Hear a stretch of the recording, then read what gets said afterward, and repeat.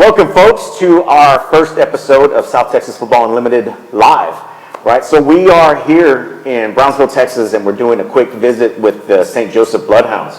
Joining us today are head football coach Tino Villarreal and a couple of his players. You want to introduce yourself, guys?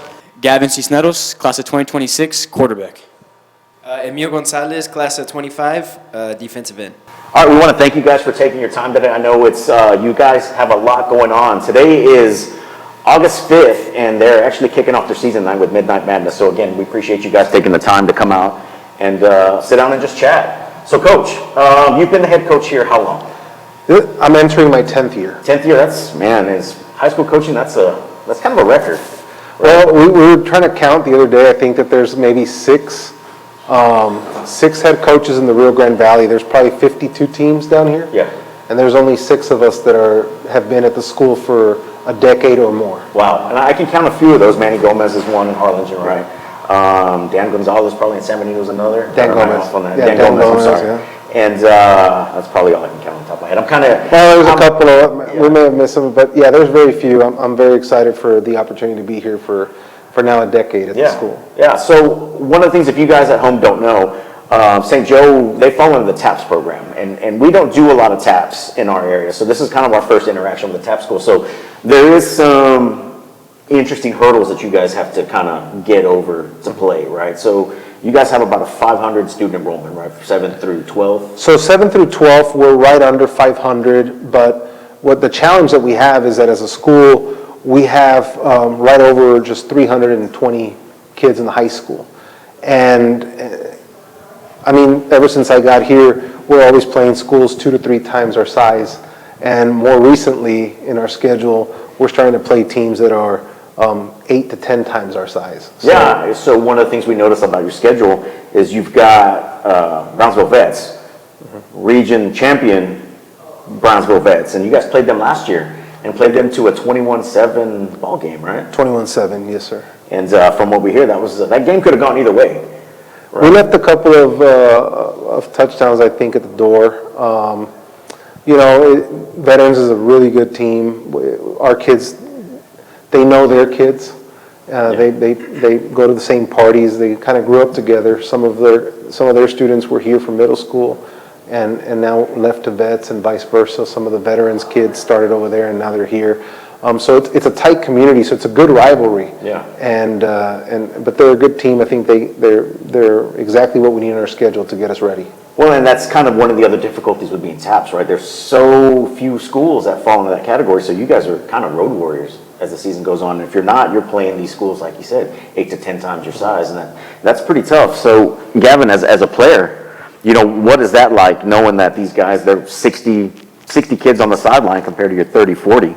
As a first year started last year, how was that? So so when I look onto the other team sideline, there's a lot of depth there's a lot of people on the sidelines.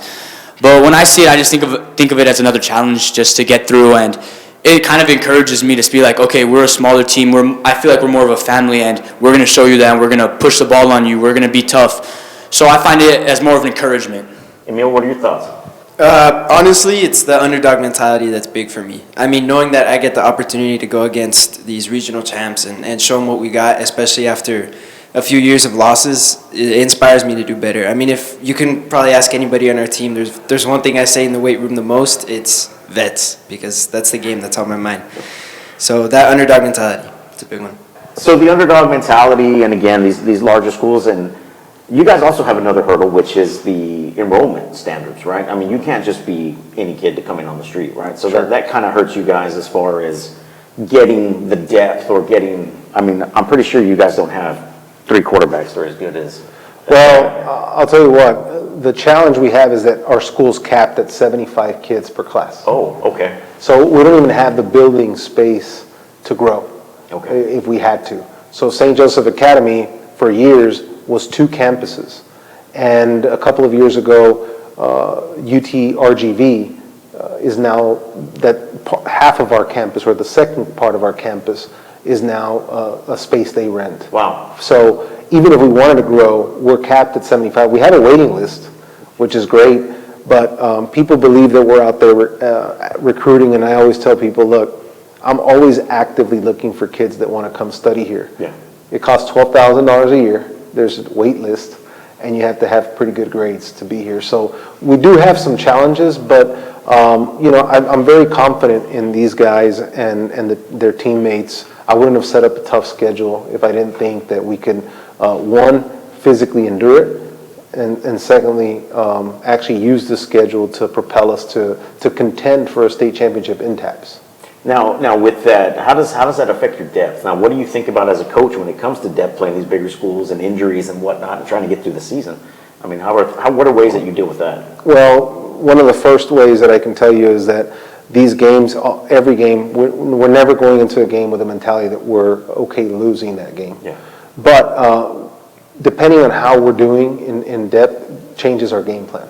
Last year, when we did play Brownsville veterans, we had that tragic accident in which we lost one of our teammates and two other guys that were in the same car that could no longer play. And for us, it took a big toll, not just from a player standpoint. We didn't lose starters. It took a big toll emotionally for our team. Going into that game, we're a fast tempo offense. We're trying to get 90 to 100 plays in a game. We're trying to push the tempo, and we practice that way. But for that game, for example, some things that I'm able to do is we limited each team to 5 possessions. I purposely slowed the tempo down. We didn't let veterans have the football, something they completely didn't expect. And we only ran, each of us a piece, about 50 plays. We went kind of halfway, Wow. And that was the game plan strategy that allowed us to be knocking on the door to potentially beat them, and something that they were just not expecting from us from a game plan standpoint. And that's pretty interesting coming to talk about the depth issue, right? So you don't have the depth to play that grinded out game where you can rotate linemen in all the time. So that's pretty impressive, especially against a team like Brownsville Vets. Yeah, it was a tough challenge. I'll tell you what, obviously you talk to my players and everybody wants that game back, right? There's a couple of mistakes here and there that maybe could have ended the game differently, but we hung in there, especially after the tragic accident and our mental state of mind. I think that game really allowed us to go back into Regents and play them really tough as well, because they're also a handful. Yeah, and that's another rivalry for you guys, right? That Austin Regents team, right, Gavin? Yes, the Austin Regents team is a real rivalry. The game that we played them when I was there, we're up 14-13, I believe, halftime, and it was a really tough game. But I'm excited for this next year. I'm excited to show them what else we have, what else we've gotten better at, and I'm really excited to go into that game. Emile, what are you looking to build on this season to build off of last season for yourself and as a team? For myself, I feel like I want to set high expectations. I feel like last season I didn't own up to what I wanted. It was hard for our team. It was hard for me. It was only my second year playing. And I feel this season is where I can really hit my stride. So honestly, I just want to be a great leader. That's what I want to bring. I want to be courageous. I want to show these guys that anything is possible. And that's the mentality I try to give them when we go into our big games.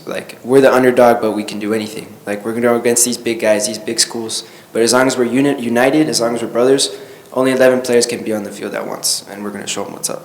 So that's great stuff, guys. We're looking forward to what you guys are going to do. Actually, like I said, we don't do a whole lot with TAPS. We're definitely we usually pick a team out of our area that we follow. Last year was Tidehaven.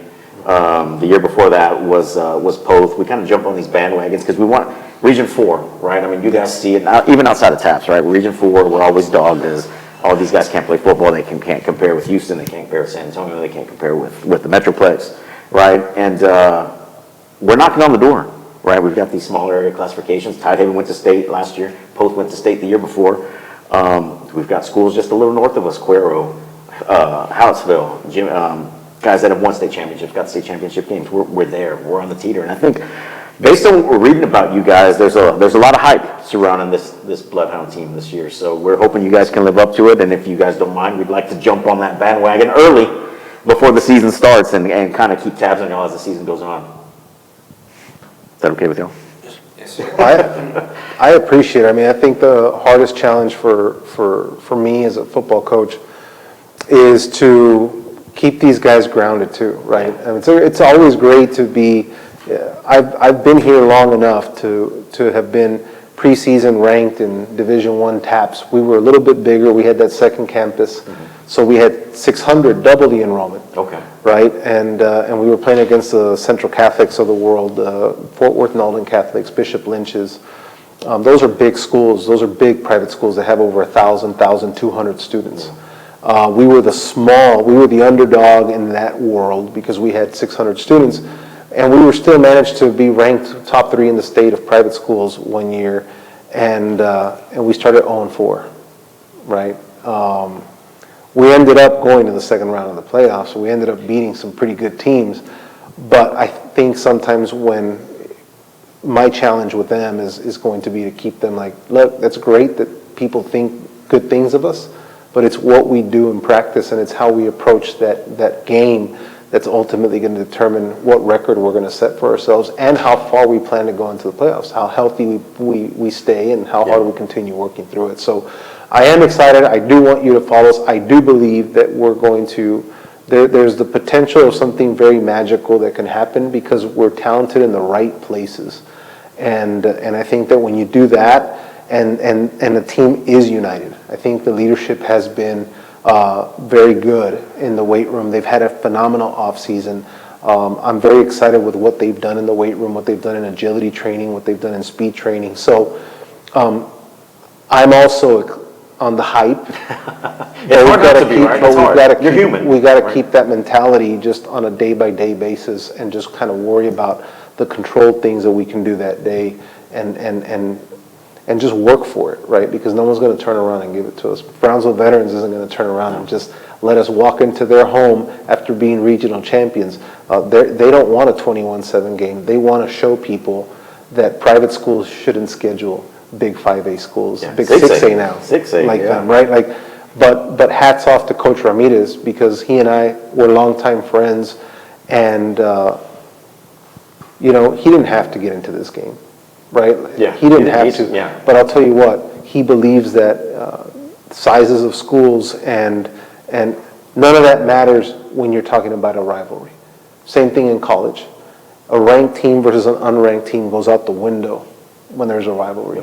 And I'm very appreciative that Coach Ramirez embraces that concept and was able to schedule a game with us because I know that it took a lot of guts. Yeah. And that's why Veterans has guts, is because their coach has guts. Yeah.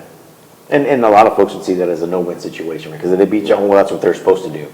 And if they lose, they're like, oh, well, look, they're not good. They lost to a private school. And I value the fact that we've had that conversation, and he told me, Tino, obviously we want to win, but if we were to lose, we'd lose to a damn good football team because we're real good. And if someone beats us, that means that they were better than us. And he goes, and I have no problem defending that to anybody. So we'll see how that game goes. I'm excited for it. Yeah, I'm excited for it. And we were talking earlier, Kevin and I and Blake, and we saw that on the schedule, heard the backstory about it, and we heard how you guys get so excited about it as well as players. And now it's kind of your inter-city rivalry now, and they're about 5 miles up the road from you guys, maybe? Yeah. So yeah, that's pretty neat. That's actually pretty cool. That's a very unique kind of rivalry. Y'all got to get a trophy for it. Y'all got to keep it going, get a trophy for it, name it, do all that kind of stuff. That would be great. We're pretty good at that. We'll see if we can work something out. We'll get some corporate sponsorship or something. We've got a couple trophy games that we've started, so maybe we can figure something out. We'll work something out. But before we go, Gavin, tell us something about you that nobody knows. What can you do? You got any secret talents? You got anything? Ooh, that's a hard question. Like funny, like crazy stuff? Whatever you got. I'm pretty good at throwing with my left hand. So like if I'm ever scrambling or anything and like I need to throw with my left hand, I'll throw with my left hand. I haven't done it yet. I would have kept that one to myself. That one would have been a nice secret to keep. Yeah. Okay. But I will do it if I need to. Yeah. What about you, Emile? You got any hidden talents? You got anything? Honestly, Can you yodel? no. I mean, I think the only thing I love more than football is working out. So if that's a hidden talent, I mean. But, I mean, it helps me out in football. Yeah. Oh, you guys got to give me a little more next time. But, guys, thank you again for your time. We really appreciate it. We wish you guys the best of luck and have a successful injury-free season. Coach, thank you for your time. Thank you. We appreciate you having us out. I appreciate you guys driving down here. It means a lot to us. We're a small school that usually gets, once non-district finishes, the media kind of forgets that we exist because everybody's focused on Region 4, and that's where we are, right? And I don't blame the media, but any chance we get some love from media, I think it's also healthy for our program. And so Yeah. I really appreciate you guys coming down here. Yeah, well, thanks for having us out. We appreciate it. Guys, good luck tonight. Thank you. Have fun. Thank you. And we'll check in as the season goes on. We will get your number. We've got Kevin down here. We'll reach in, Awesome. maybe get a phone call, get you on the show one day. Absolutely. And we'll see how it goes. We look forward to it. Yep. Guys, thanks for tuning in. We will see you next Friday and Saturday night at Al Williford Chevrolet for our Coastal Bend preseason kickoff show. We're going to have a lot of local schools up there. I think we're up to about 20. A lot of local coaches, a lot of your local favorite players. So tune in. We'll be live on Facebook, Twitter, Instagram, and YouTube. Guys, we'll see you. Thanks for tuning in.